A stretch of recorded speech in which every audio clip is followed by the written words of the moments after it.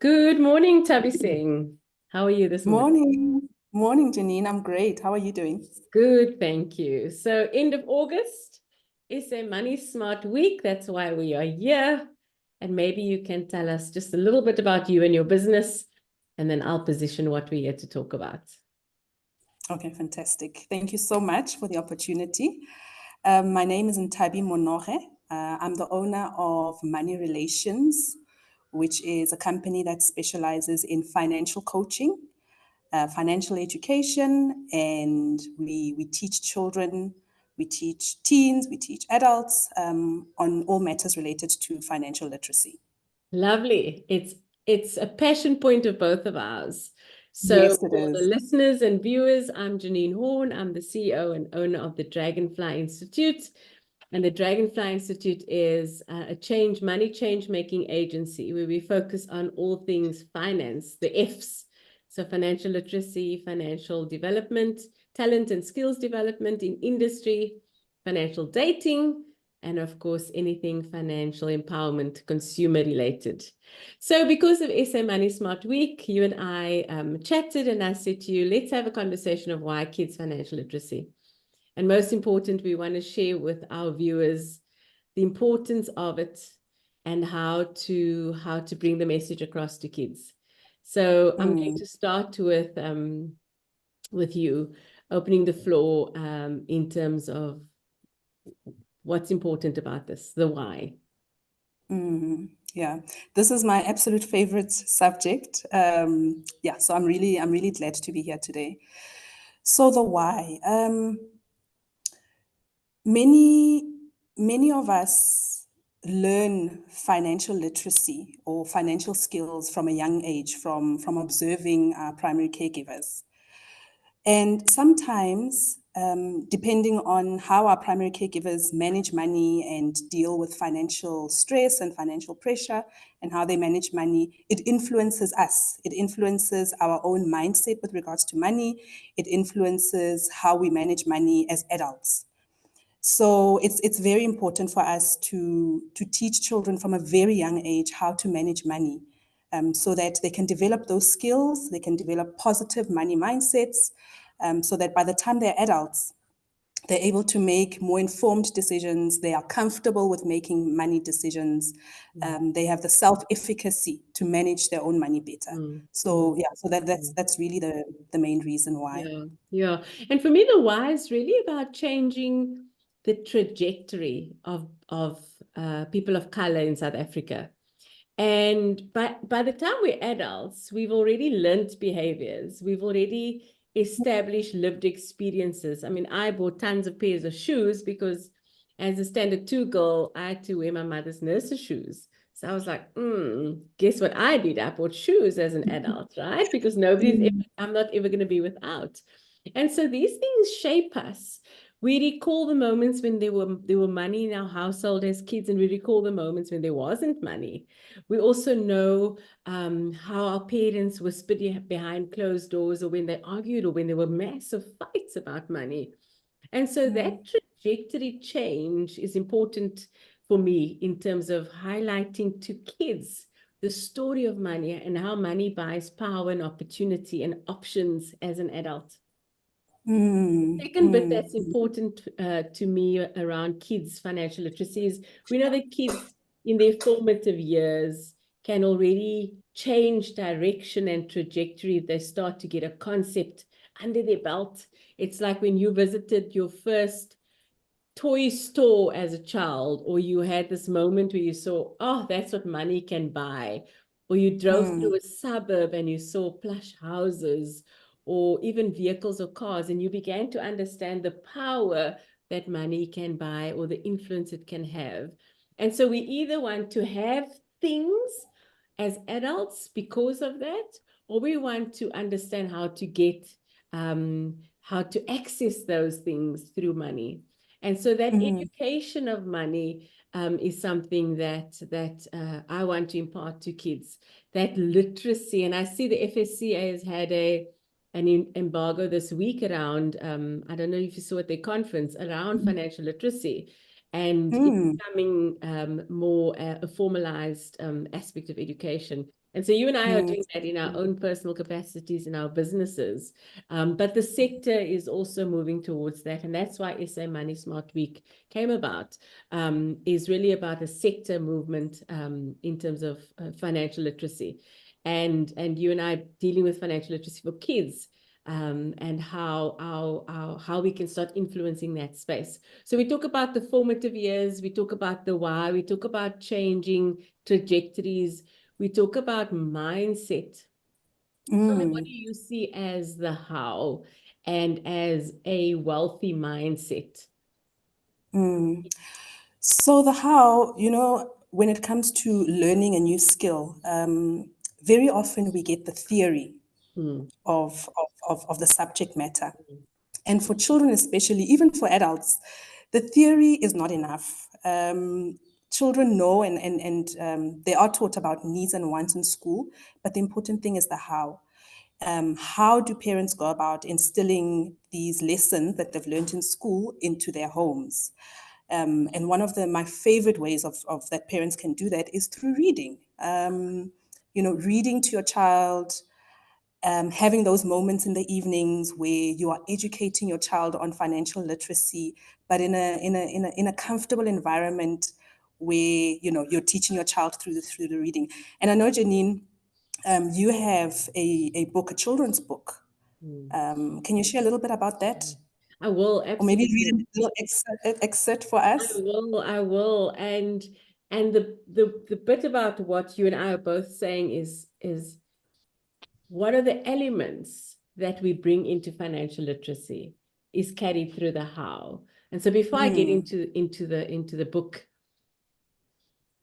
the elements that I want to bring across is the concept of money. And yes, through reading, through workshops, but what else is important for you in terms of those mm, elements? For me, it's the concepts, it's the money language, it's the jargon that now actually isn't jargon because it's terminology. It's new. mm, It's like learning to read and write. It's learning numbers, numeracy. And so now it mm, becomes a way of life, a concept, a terminology, a description, words that are used.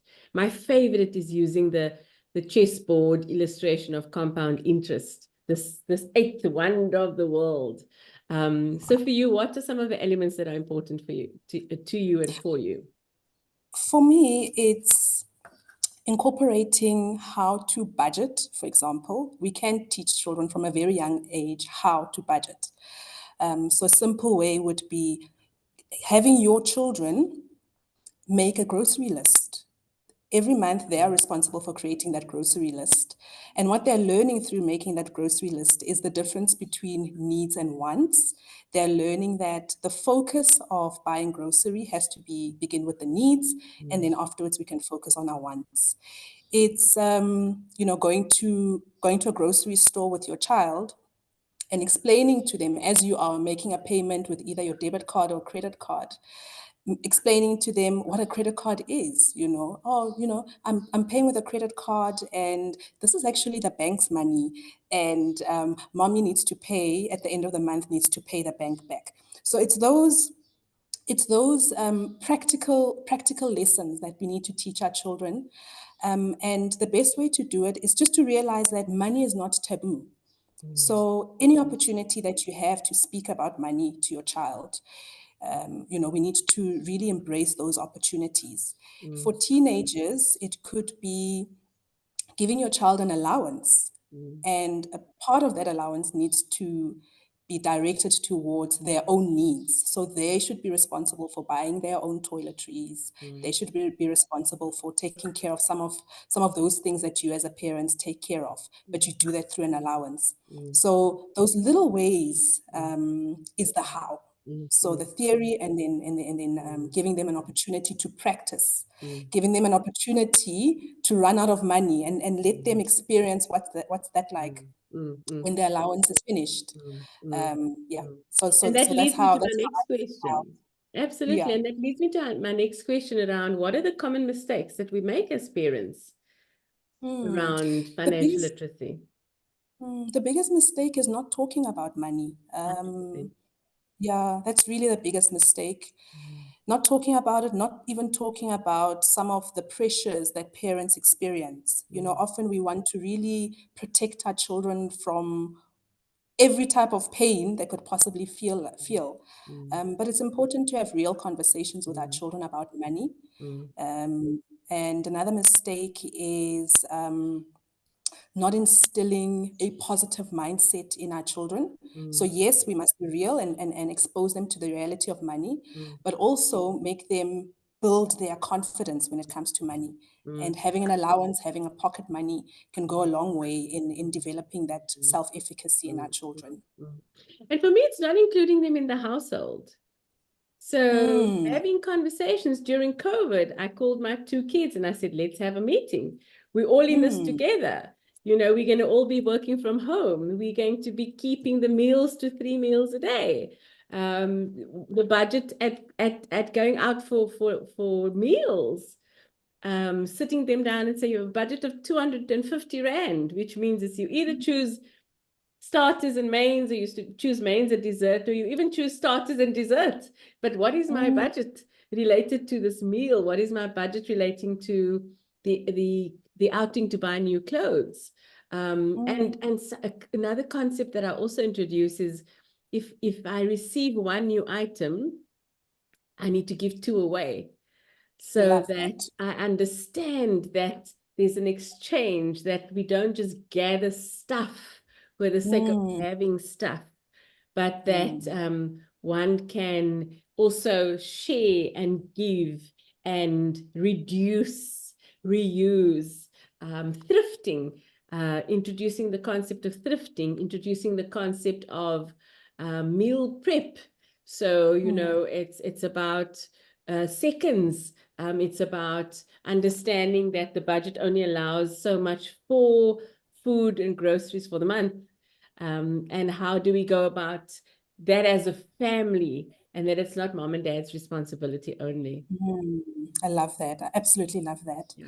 And I think also something that parents need to realize or focus on in instilling financial literacy in their children is to also take care of themselves, take care of Yeah. their own financial well-being. 100%. You know, we've already spoken about how children from a young age, they learn from their parents' behaviors. And so if we as parents take care of ourselves and are financially literate, it's so much easier to teach Mm, our children through our own actions. So mm. that's a big one. Awesome. Parents focusing solely on their children or Mm, focusing on the outer and not mm, focusing on themselves. That's mm. another mistake that parents I tend like to that. make. And we put our kids first at everything, and we spoil them, and we want to overcompensate, as opposed to having a conversation about one's needs, budgets, etc. And then going, I have to prioritize looking after my health. I have to prioritize Mm, having the right financial planning in place, because if something happens to me, the rest of the household is affected. What we don't mm, understand, especially as women, is if one woman is empowered in a household, she empowers the whole household financially. And we absolutely. also give to others first. So we build up assets last. We allow our partners to have to spend their money on what they need versus us versus jointly spending on the household. And we spend our money on everybody else and the household and then ourselves. So we gather Yes. less as women. We look after others first. We spend more in terms of kids' household and ourselves last. And so our children also starts to model that behavior. And part of the legacy Mm, that we can leave, and we're tapping into a different conversation, but just very quickly, part of the legacy that we can leave as we close of Women's Month even, is really about that financial legacy that we can leave our kids. Yeah. mm, So I'm gonna absolutely. read one of my books, and then I want you just to give us a practical lesson of what you do with the kids, where we can find you, and then we'll finish off the conversation.